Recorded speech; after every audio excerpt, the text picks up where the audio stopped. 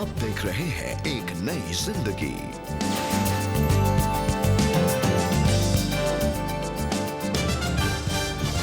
Good morning, welcome to your favourite show एक नई जिंदगी। गुड मॉर्निंग दोस्तों, आपका बहुत बहुत स्वागत है एक नई जिंदगी के आज के प्रोग्राम में and thank you very much for joining us this morning. हम आशा करते हैं आप सब अपने घरों में खैरियत से हैं और अपने परिवारों के साथ आप परमेश्वर का वचन पढ़ रहे हैं, प्रार्थना कर रहे हैं और प्रभु यीशु मसीह के और नज़दीक आते जा रहे हैं। दोस्तों, आज हम बात कर रहे हैं लेगेसी के बारे में, विरासत के बारे में, और आज हम जानेंगे कि हम अपनी आने वाली पीढ़ी के लिए क्या विरासत छोड़ सकते हैं। बहुत ही अच्छा और बड़ा प्रैक्टिकल टॉपिक है ये, जी क्योंकि कई पेरेंट्स जो हैं वो ये सोचते हैं हम बच्चों के लिए क्या छोड़ के जाएं। जी मकान बनाएं या मतलब कुछ ना कुछ चीजें, जी, पैसे धन वैसे दौलत काफी पैसा। चीजें वो लोग सोचते हैं। जी और दर्शकों, शायद यहाँ पे भी कुछ ऐसे पेरेंट्स देख रहे हैं इस प्रोग्राम को, वो भी तैयारी कर रहे होंगे, भाई अब हम ज़ईफ़ी की आलम में हैं, वी आर गेटिंग ओल्ड, बच्चों को क्या छोड़ के जा सकते हैं, व्हाट वी कैन डू। तो मेरे ख्याल से ये एपिसोड आपके लिए एक आई ओपनर होगा कि असली क्या धन है, what is the real wealth you can leave behind विरासत में अपने आने वाली पीढ़ी के लिए या बच्चों के लिए। और दोस्तों, शायद आज की सच्ची कहानी में आपको पता चले कि असली धन क्या है। तो आइए मुलाकात करते हैं सुशीला रॉबिन्सन से, जिनके जीवन में उम्र और बीमारी दोनों का बोझ था, लेकिन उनके दिल में एक ऐसी विरासत थी जो कभी कमजोर नहीं पड़ी। क्या थी वो विरासत और कैसे दर्द और संघर्ष के बीच भी प्यार और विश्वास जिंदा रहा? जानने के लिए आइए हम मुलाकात करते हैं सुशीला और जेनी से, जो उनकी ग्रैंड डॉटर है, और उनकी सच्ची कहानी हम देखेंगे। और ये आपके लिए खास लेकर आए हैं हमारी एक नई जिंदगी प्रोड्यूसर विवेक अगस्ती। सुशीला रॉबिन्सन को इस उम्र में सहारे की जरूरत है। वो अपनी पोती जेनिफर का हाथ पकड़कर चल रही है, लेकिन जेनिफर जब 5 महीने की थी तब से सुशीला ने अपनी पोती को संभाला। पर अब किडनी की समस्या के कारण उनके सप्ताह में 2 दिन डायलिसिस होते हैं। इस वजह से अब वो ज्यादा कमजोर हो गई है। हमें बहू पाँच महीने की छोड़ के चली गई थी मेरे पास, ड्यूटी जाती थी। मैं नहीं संभाला इसे छुटपन में बिल्कुल। जैसे जैसे 1.25 महीने को चर्च ले गए, इसको चर्च में दे बैठाया। जब थोड़ी बड़ी हुई तो इसको संडे स्कूल में डाला, संडे स्कूल के बारे में बताया सारा इसको। फिर धीरे धीरे बड़ी होती गई, एक स्कूल में डाला, फिर सोफिया में डाला, इसको सारी बातें सिखाई। उड़ाऊ पुत्र की कहानी बस सिखाई मैंने, 10 कवारियों की सिखाई, नेक सामरी की सिखाई, सारा इसको समझाती रहती थी। दादी की सीख लेकर बढ़ी हुई जेनिफर अब वेल्लोर में रेडियोलॉजिस्ट की पढ़ाई कर रही है। मैं वेल्लोर चली गई थी अपनी पढ़ाई के लिए और बहुत दुखी हुई थी दादी जब मैं जाने वाली थी। तो मेरे को भी बहुत ऐसा लग रहा था कि उनकी तबीयत भी ठीक नहीं है और मैं जा रही हूँ, लेकिन मेरे को आगे पढ़ाई के लिए जाना पड़ा। और बीच में मुझे पापा का एकदम से कॉल आया कि तू घर आ जा। और जब मैं लौटी तो मैं घर नहीं, सीधा हॉस्पिटल गई थी और वहाँ दादी एडमिट थी, बहुत ज़्यादा कमज़ोर थी। लेकिन जब उन्होंने मुझे देखा तो बहुत ज़्यादा खुश हो गई कि मेरी बेटी आ गई। और बचपन से अभी तक उन्होंने मुझे इतना संभाला, सब चीज़ें देखी मेरी, क्योंकि मम्मी पापा दोनों प्राइवेट सेक्टर में काम करते हैं। इसी वजह से जब मैं छोटी थी तो घर में सिर्फ दादी और मैं रह जाते थे और मेरा ज़्यादा से ज़्यादा वक्त उनके साथ ही बीता है। उन्होंने मेरे को हर चीज़ में सिखाई चीज़ें, कैसे परिवार में रहना है, कैसे खुदा में आगे बढ़ना है। जब मैं 8 साल की थी उसके बाद मैं दादी के पास ही सोना शुरू कर दिया था और रात को मेरी आदत थी कि मुझे कहानी सुन के ही सोना है। तो दादी मुझे बाइबल से बहुत कहानियाँ सुनाती थी, उनसे मुझे सीख देती थी कि ज़िंदगी में तुम्हें कैसे क्या करनी है चीज़ें। पर सबसे ज़्यादा उनका जो फोकस रहता था वो इस चीज़ पे रहता था कि अपने माता पिता का आदर करो। जब अपन माता पिता का आदर करते हैं तो एक तरह से खुदा बाप का भी आदर होता है और वो ये देख के खुश होते हैं और हमारी जिंदगी में चीजें बदलते हैं। आज उन्होंने मुझे इतनी ज्यादा सीख दी है, कोई भी मैं काम करती हूँ तो उनकी बात मुझे याद आती है कि कभी खुदा बाप से हटके कोई चीज नहीं करना। और अभी थोड़ा टाइम ही हुआ कि मैं वहाँ गई और एकदम से फैमिली से दूर हो गई और मेरे को जब आदत थी उनके पास रहने की दादी के, तो एकदम से दूर होना मेरे लिए भी बहुत ज्यादा मुश्किल रहा। उस समय जेनिफर के लिए उनकी दादी की शिक्षा सहारा बनी। उनसे मैंने ये चीज़ सीखी कि हर चीज़ में वो बहुत शांत रहती है, कितनी भी तकलीफ आए ज़िंदगी में। और आज मेरे को इतनी ज़्यादा काम आती है ये चीज़, क्योंकि मैं कॉलेज आती हूँ, हॉस्पिटल में काम करती हूँ तो वहाँ पे पेशेंट से कैसे बात करनी, वो लोग भी इतने ज़्यादा शांत हो जाते हैं, उनको भी अच्छा लगता है कि उनके लिए कोई है। हमारे माता पिता ने और हमारी दादी ने हमको बहुत संभाला, लेकिन जब आज उनका वक्त है कि हम उन्हें संभालें तो हमें उन्हें संभालना चाहिए, क्योंकि वचन में भी ऐसा लिखा है, नीति वचन उसका 23 अध्याय उसकी 22 आयत में ऐसा कि अपने जन्मने वाले पिता की सुनना और अपनी जब माता बूढ़ी हो जाए तो उनका आदर करना, उसे तुच्छ न जानना। तो इस वचन पे हमें चलना सीखना चाहिए। आज जेनिफर और उनका परिवार परमेश्वर का आभारी है कि उन्हें अपने बड़े बुजुर्गों का साथ है। मैं खुदावा आपका बहुत बहुत धन्यवाद देती हूँ कि उन्होंने मुझे इतना अच्छा परिवार दिया, इतनी अच्छी दादी दी कि जो आज मुझे दुनियावी चीज़ों में तो सही लेकिन आत्मिक चीज़ों में भी बहुत आगे बढ़ाते हैं, जो कि मेरी ज़िंदगी में आज भी काम आ रहे हैं और आने वाले समय में भी काम आने वाली है।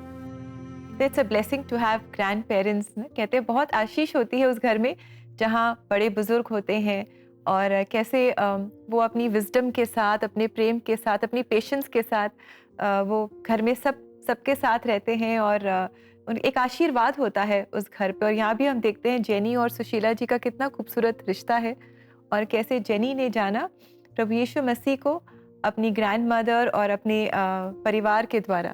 बिल्कुल, मुझे तो फिर एक बाइबल का कैरेक्टर याद आ रहा है जिनकी मम्मी का नाम था यूनस और ग्रैंड मदर का नाम था लोइस, और उन्होंने एक ऐसे शख्स की स्पेशल मेंटरशिप करी, कैसी ट्रेनिंग दी, उसका नाम था टिमोथी, और वो पार्टनर बना जर्नीज में, जो मिशनरी जर्नीज करी पॉल ने, और बचपन से ही उसको खुदा का कलाम उन्होंने सिखाया और ऐसा यंग मैन बनाया कि वो प्रभु के लिए भूखा था और प्रभु की सेवा में वो आगे गया। दोस्तों, what a wonderful thing to have senior people, जो बड़े बुजुर्ग हैं, अगर उनका साया रहे, उनका हाथ रहे तो बहुत खुशी की बात रहती है। दर्शकों, बिल्कुल ऐसे ही एक घर था, वहां पे एक सन्नाटा छाया हुआ था, बिल्कुल सन्नाटा छाया था। क्यों? क्योंकि सारे फैमिली के लोग, उसके 2 लड़के और उनकी बेटियां और उनके परिवार के लोग और उनके ग्रैंड चिल्ड्रन, और वो सारे लोग बिस्तर के आसपास खड़े हुए हैं, बेडरूम में सन्नाटा छाया हुआ है। और एक बुजुर्ग फादर, बहुत ओल्ड है और अपनी जिंदगी की आखिरी सांसें गिन रहे हैं, वो बहुत बीमार हैं और बहुत कमज़ोर हैं, और सारी फैमिली को उसने बुला लिया अपने बिस्तर के आसपास, और वहाँ पे चर्च के भी कुछ लोग खड़े हुए हैं और लोग देख रहे हैं कि किस तरह वो बड़ी शांतिपूर्वक, बेशक बहुत बीमार है और तकलीफ में, पर अजीबोगरीब एक शांति है, एक नूर है उनके चेहरे पे, और बड़ी हिम्मत करके वो कहते हैं कि अब मेरा वक्त पूरा हो गया है। वो बुजुर्ग पिताजी कहते हैं, और अपने पोते पोतियों को देख के कहते हैं कि मैं उम्मीद करता हूं कि मैं आपको स्वर्ग में मिलूंगा सबको। और उस वक्त कुछ लोगों की आंखें नम हैं, कुछ लोग तो ऐसा इंतजार कर रहे हैं कि बूढ़ा कब मरेगा और इसका धन मुझे कब मिलेगा, उसकी वसीयत कब खुलेगी। कई लोग ये भी सोच रहे हैं वहां पे, पर कई लोग वाकई उनसे प्यार करते थे, बड़े अफसोस में है, दुखित हैं, दिल बड़ा भारी है। और उस वक्त वो कहता है कि बच्चों, इतने सालों से एक राज मैंने छुपा के रखा था। वो जो कबर्ड देख रहे हो आप सामने, उस पुरानी कबर्ड में जब प्रभु मुझे घर बुला लेंगे तो वहां पे मैं आपके लिए एक विरासत में कुछ छोड़ के जा रहा हूं। मेरा पूरी कुंजी, माय वेल्थ, मेरा जो खजाना, एक खजाना छोड़ के जा रहा हूं तुम्हारे लिए। तो अचानक उस सारे लोगों के चेहरों पे एक मुस्कुराहट आ गई, मतलब जैसे कि आंखें बड़ी हो गई, चमक आ गई आंखों में। और कुछ ही समय के बाद, ये बोलने के बाद अलविदा ली उन्होंने सबसे, और उन्होंने अपनी आखिरी सांस ली और खुदा के घर में चले गए। उसी वक्त जैसी वो गए, उन्होंने चेक करा लोगों ने, और आपको पता क्या करा उन्होंने? एकदम उस कबर्ड के पार भागे वो, और कबर्ड खोला उन्होंने, झगड़ा हुआ कि हम खोलेंगे। और वो कबर्ड जब उन्होंने खोला तो क्या मिला उनको? एक काले कपड़े में लिपटा हुआ एक डब्बा सा था। एकदम उन्होंने कहा खोलो खोलो खोलो खोलो खोलो, और जैसे ही उन्होंने खोला, अरे खोल रहा हूं, और जैसे ही खोला तो एक बॉक्स निकल के आया। दर्शकों, एक बॉक्स, एक डब्बा। ये डब्बा क्या है? लोगों ने सोचा ये डब्बा क्या है? इसमें अजीबोगरीब चीजें लिखी हुई हैं, लालच, रिजेक्शन, फेलियर, दुष्टता। फिर यहां पे उन्होंने देखा कड़वाहट, देखा झूठ, डिसअपॉइंटमेंट्स, नफरत और सब तरह के डर। ये देखा, अरे ये क्या कहना चाहते हैं हमारे पिताजी, और फिर अरे कुछ है इसके अंदर, जरूर कोई खजाना है। और फिर आहिस्ता आहिस्ता उन्होंने जब खोला तो हैरान हो गए, चेहरे शायद उतर गए उनके। एक पुरानी सी बाइबल मिली उनको, और उस बाइबल में जब उन्होंने खोला तो पिताजी ने एक चिट्ठी लिखी हुई थी। और जब चिट्ठी उन्होंने इस बहुत पुराने बाइबल में, पेज भी सब निकले हुए थे बहुत, और उसमें लिखा था, बच्चों यही मेरा धन है, यही मेरी विरासत है, और यही मेरा खजाना है, खुदा का कलाम, और वही मैं तुम्हें छोड़ रहा हूं। अगर तुम इन सब चीजों से बचना चाहते हो जो तुम्हें जुदा कर सकती हैं, नफरत, कड़वाहट, गुस्सा, झूठ, इनके ऊपर आप इसी से विजय पा सकते हो, और यही आपको बांध के रख सकता है। दर्शकों, ये है वो खजाना। मत्ती 6:20, परंतु अपने लिए स्वर्ग में धन इकट्ठा करो, जहां ना तो कीड़ा और ना काई बिगाड़ते हैं, और जहां चोर ना सेंध लगाते और ना चुराते हैं।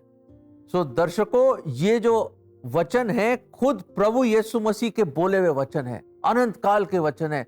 प्रभु यीशु मसीह कहते हैं, स्वर्ग में अपना धन बनाओ, make your treasure in heaven. और इसलिए हम आपको कहते हैं, विरासत में खुदा का कलाम, प्रभु का वचन, प्रभु के नियम एंड प्रभु के कमांडमेंट्स आप सिखाओ आने वाली पीढ़ी को, ताकि वो भी अपना खजाना खुदा को बनाए और अपना खजाना स्वर्ग में बनाए। दोस्तों, अगर आप भी अपने परिवारों में ऐसा करना चाहते हैं, ऐसी विरासत अपने बच्चों के लिए छोड़ना चाहते हैं और प्रार्थना में सहायता चाहते हैं अपने बच्चों के लिए, अपने लिए, तो ज़रूर आप हमसे संपर्क करें प्रार्थना के लिए। बहुत ज़रूरी है कि हम अपने बच्चों के लिए, परिवारों के लिए और अपने लिए प्रार्थना करें। प्रार्थना सहायता के लिए ज़रूर आप हमसे संपर्क करें। साथ ही एग्ज़ाम सीज़न है, अगर आपके बच्चे भी स्ट्रेस्ड हैं, टेंस्ड हैं, और आप भी शायद परेशान हैं बच्चों की परीक्षाओं की वजह से, तो क्यों ना अपनी चिंताएं हम प्रभु पर डाल दें। तो प्रार्थना सहायता के लिए ज़रूर आप हमसे संपर्क करें। हमारा नंबर है 99 10 40 10 10। इसी के साथ समय है एक ब्रेक का, और ब्रेक के बाद एक और सच्ची कहानी हम देखेंगे और आशीष पाएंगे। So stay with us, we'll be right back.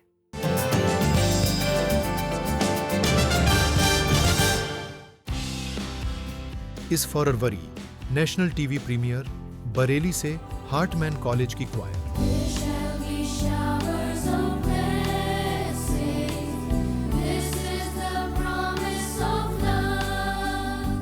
Baharampur Ahmedabad से CNI चर्च की क्वायर,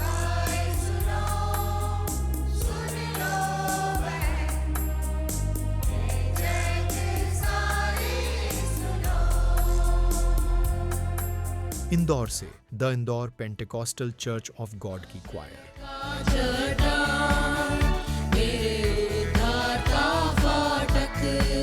पनवेल नवी मुंबई से सेंट पीटर्स मार थोमा चर्च की क्वायर,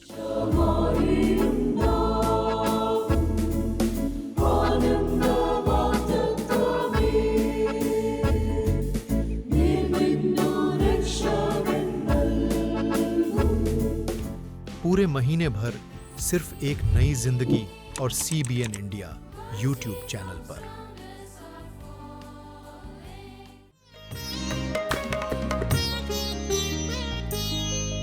यहोवा कायम रखदा है,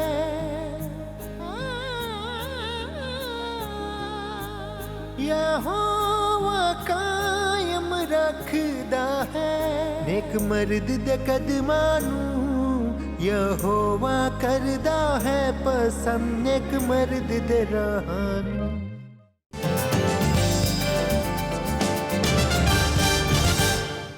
दर्शकों, हम वापस आ गए। वेलकम बैक टू एक नई जिंदगी। और आज हम चर्चा कर रहे हैं, सीखने की कोशिश कर रहे हैं कि अगली पीढ़ी को हम क्या विरासत में दे सकते हैं। जी, और दोस्तों, हमने जाना है कि कैसे हमें अपने बच्चों के मनों में, उनके दिलों में परमेश्वर के जीवित वचन बोने हैं। और जैसे वचन में भी हम पढ़ते हैं कि जब हमारे बच्चे परमेश्वर के वचनों को सीखेंगे तो वो पाप से और गलत राहों से वो की ओर वो भटकेंगे नहीं, पर हमेशा वो परमेश्वर के बताए गए सही मार्गों पर अपने जीवन को चलाते रहेंगे। दोस्तों, आज की दूसरी कहानी में हम मुलाकात कर रहे हैं रूथ स्वरूप से, जो एक माँ है, एक दादी है, और इन्होंने अपनी सादगी, प्रार्थना और निश्चल विश्वास के जरिए 4 पीढ़ियों के जीवन को प्रभावित किया है। कैसे एक शांत और वफादार जिंदगी एक पूरे परिवार की दिशा बदल सकती है, आज हम जानेंगे। कौन सी विरासत आज भी उनके घर को जोड़े हुए है, इनके जीवन से हम जानेंगे। तो आइए हम इनसे मुलाकात करें, और ये बहुत ही प्रेरणा भरी कहानी हमारे लिए लेकर आए हैं हमारे एक नई जिंदगी प्रोड्यूसर चांद बेंजामिन। मेरी शादी भी हुई मसीह तरीके से बुलंदशहर शहर में कैनन जेकब ने दी। वो कैनन जेकब एक मिशनरी थे हिंदुस्तानी, लेकिन मिशनरी थे। वो पूरी डायसिस को वो चलाते थे, बहुत बड़े रोबिले थे वो। हम तो कहते कि हमारे पिता से ज़्यादा वो पिता थे कि जो उन्होंने हमको संभाला। आज उनकी वजह से हम यहाँ हैं। हमारे बच्चे हुए 2 बच्चे हमारे देहात में, हमने अपना सब कुछ छोड़ दिया। उसके बाद में कैनन जेकब ने हमको निकाला, हमारे पास सबको जय भेजा। जय में जाके जब बिशप सामने विजिट करा था, आए थे, उन्होंने सब प्रोग्राम देखा, सब करा, तो उन्होंने कहा कि ठीक है, अब इसको सेमिनरी भेज दिया जाए। उसके बाद हमारे दिल में ये आई कि जब हमको 30 रुपया यहाँ मिलते हैं, हम 30 रुपया में गुजारा करते, तो वहाँ क्या होगा शहर में। फिर मेरे पति थोड़ा सा घबरा गए, मैं क्या करूँगा, बच्चों को पालूंगा या हम पालेंगे या कोई कपड़ा लत्ता बनाएंगे। हम बरेली चले गए। 2 साल के बाद में हमारा ऑर्डिनेशन हुआ भाई साहब का, मेरठ में हुआ। ऑर्डिनेशन के बाद फिर हम वहीं खजूरी में रहे। फिर दूसरा ऑर्डिनेशन हुआ भाई साहब का, 1 साल बाद ही दूसरा करा। उसके करने के बाद ही हमको हाथरस भेजा। और वो हमेशा बोलते थे, देखो खुदा से मांगो और वही तुम्हें सब चीज़ें देगा। तो हमारा फेथ वहाँ से भी, और बहुत सारी चीज़ें ऐसी होती थी कि हम छोटे थे, हमको याद है हाथरस में, तो हमें कोई चीज़ मांगनी होती थी तो हम चर्च के अंदर जाते थे, दोनों घुटने टेकते थे और फिर प्रेयर करते थे।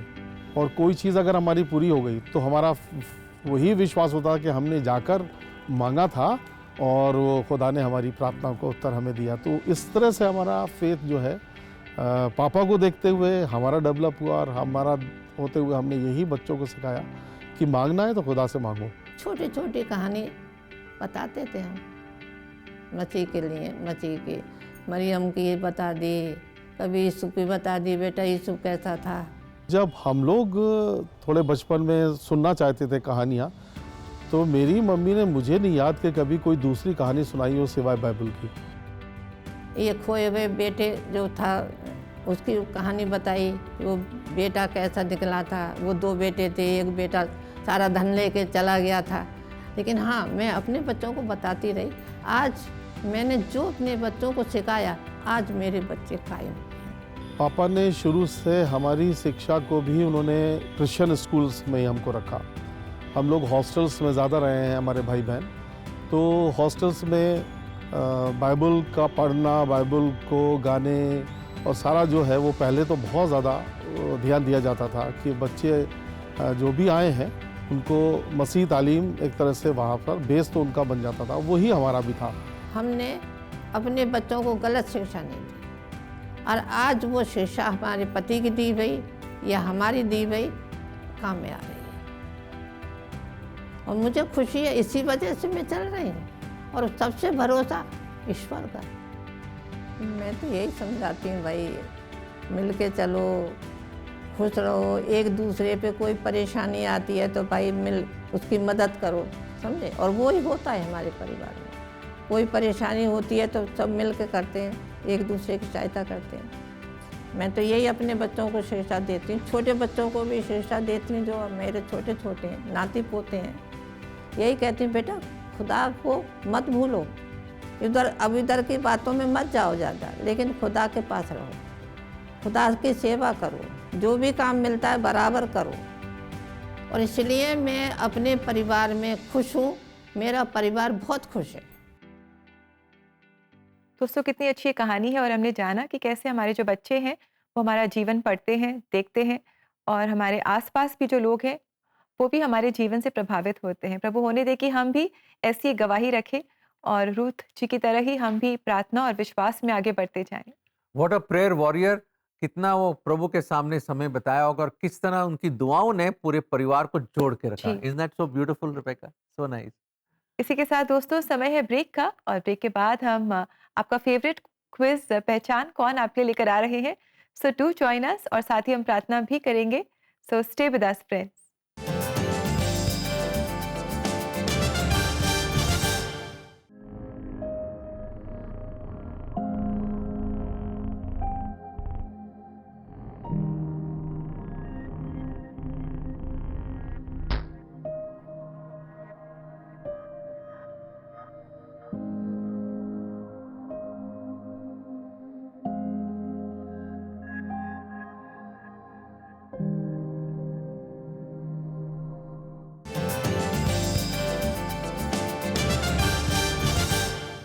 वेलकम बैक दोस्तों। आज एक नई जिंदगी प्रोग्राम में हमारी पेरेंटिंग सीरीज में हम बात कर रहे हैं विरासत के बारे में, जो हर माँ बाप चाहते हैं कि वो आने वाली पीढ़ी के लिए छोड़े।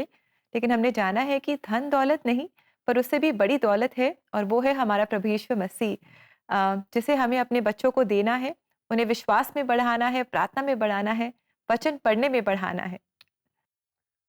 तो दर्शकों, अब समय आ गया कि हम चलेंगे अपने स्पेशल सेगमेंट में, जिसको कहते हैं पहचान कौन।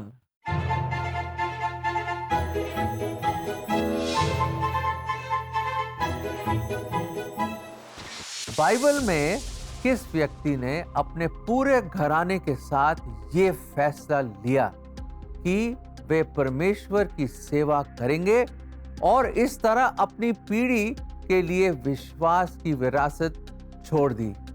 आपके ऑप्शंस हैं, option A Noah, option B Joshua, option C David and option D Solomon.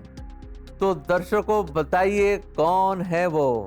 जी, और दोस्तों अपने जवाब हम तक पहुंचाने के लिए आप CBN क्रेलाइन नंबर 99 10 40 10 10 पर अपने जवाब व्हाट्सएप करें या CBN इंडिया यूट्यूब चैनल पर आप जाएं, जहां एपिसोड के कमेंट सेक्शन में आप अपने सही जवाब हमारे साथ शेयर कर सकते हैं। दर्शकों, अब समय आ गया कि हम प्रार्थना करें, क्योंकि मैं आपको बताना चाहता हूं, आप कोई भी उम्र के क्यों ना हो, एनी एज, बेशक आप दादा दादी हो या परदादा भी क्यों ना हो, पर प्रार्थना बहुत ही जरूरी है। और खास तौर से मुझे याद है किस तरह हमारी दादी और हमारे डैडी और कई और ने बड़े बुजुर्गों ने हमारे लिए प्रार्थना करी, और उनकी बात ही कुछ और है। आज हम मिलकर हम अपनी आने वाली पीढ़ी के लिए दुआ करते हैं। Let us pray that Lord may bless them, खुदा उनको बरकत दे और खुदा का चेहरा उन पे चमके, और ना केवल इस दुनिया में वो तरक्की करें, परंतु खुदा की राहों पे भी वो तरक्की करें। दोस्तों, दर्शकों, आइए मिलकर विश्वास में हम प्रार्थना करें। खुदावंद, हम धन्यवाद देते हैं, आप पीढ़ी दर पीढ़ी और generation to generation you are the same. हम यही पढ़ते हैं प्रभु जी भजन संहिता 90 में कि आप जेनरेशन टू जेनरेशन, आप वही अनंत काल से रहने वाले खुदा हैं।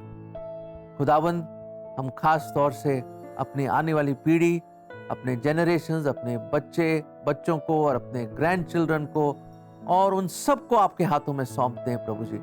और खास तौर से दुआ करते हैं कि प्रभु हमारी यही बड़ी डिजायर है प्रभु कि वो आपके राहों में चलें, ना केवल प्रभु वो सक्सेसफुल हो इस दुनिया में, नाम कमाए, शौहरत कमाए, धन कमाए, पर सबसे बढ़कर प्रभु जी वो आपको जाने और अपना दिल आपको दें और आप पे विश्वास करने वाले हों प्रभु, और वो धार्मिकता की राह पे चलें खुदावंद, इस दुनिया में धार्मिकता की राह पे प्रभु जी। और प्रभु जी, हम चाहते हैं कि आपके दिल पसंद बच्चे हों, जैसे दाऊद आपका दिल पसंद था। प्रभु जी, आप दया करें, हर घर पे प्रभु आपकी आशीष बनी रहे, और प्रभु जी आने वाले जेनरेशंस को भी प्रभु आप अपने मार्गों पे, अपने खास आपके मार्गों पे, आपके वचनों के अनुसार उनको आप आगे बढ़ाएं। हम धन्यवाद देते हैं कि जेनरेशन टू जेनरेशन आप फेथफुल हैं, आप विश्वास योग्य परमेश्वर हैं। खुदावंद दया कीजिए, और ये प्रार्थना हम प्रभु यीशु मसीह के मुबारक नाम से मांगते हैं,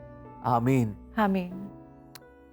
दर्शकों, मेरी आपसे इल्तिजा है, रिक्वेस्ट है, विनती है कि आप प्लीज लगातार सिलसिलावार डेली, हाँ जी डेली, नॉट वीकली, डेली आप प्रार्थना करें अपने बच्चों के लिए, ग्रैंड चिल्ड्रंस के लिए, ताकि वो इस दुनिया में खुदा के साथ चले।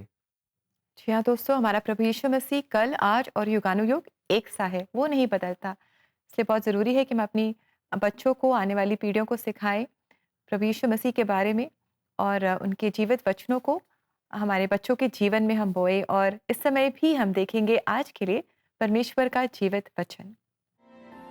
भला मनुष्य अपने नाती पोतों के लिए भाग छोड़ जाता है। नीति वचन 13 का 22। बहुत ही अच्छी वर्स है ये, और बड़े हटके एक वर्स चुन के निकाला, एक नगीना आपके लिए। और आप भी बोलेंगे, वाकई सब लोग कोशिश करते हैं कि अपने बच्चों के लिए और बच्चों के लिए कुछ हम छोड़ के जाएं। और good man leaves an inheritance to his childrens children, English में इस तरह है।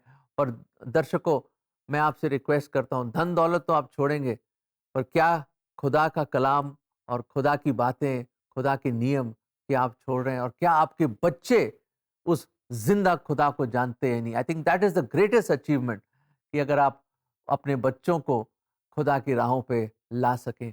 प्रभु आपकी मदद करे, क्योंकि ये सिर्फ खुदा की आत्मा और खुदा की मदद से ही हम ये सब कुछ कर सकते हैं। Leave a great legacy of God and God's word to your children. जी हाँ दोस्तों, आज हमने सुशीला जी और रूथ, उनकी कहानी देखी और उससे आशीष पाई। उनकी तरह हम भी अपने बच्चों के जीवन में प्रभु यीशु मसीह की सच्चाई को बोएं। और दोस्तों, समय है कि हम लेंगे आपसे इजाज़त, और जाते जाते आज हम सुनेंगे ये गीत, ये बाइबल मेरी ज़िंदगी है। हमारी यही प्रार्थना है कि हम और हमारे बच्चे भी यही कहें कि बाइबल ही हमारी ज़िंदगी है। और ये हमारे लिए गा रही है सिटी मेथोडिस्ट चर्च अलीगढ़ की क्वायर। आप इस गीत से आशीष पाएं, और हम आपसे कल फिर मुलाकात करेंगे। तब तक के लिए have a lovely blessed day. God bless you. God bless you. ये बाइबल मेरी जिंदगी है, ये बाइबल खुदा का कलाम, खुदा ने जहां को दिया है, बड़ा बेशकीमत इनाम। ये बाइबल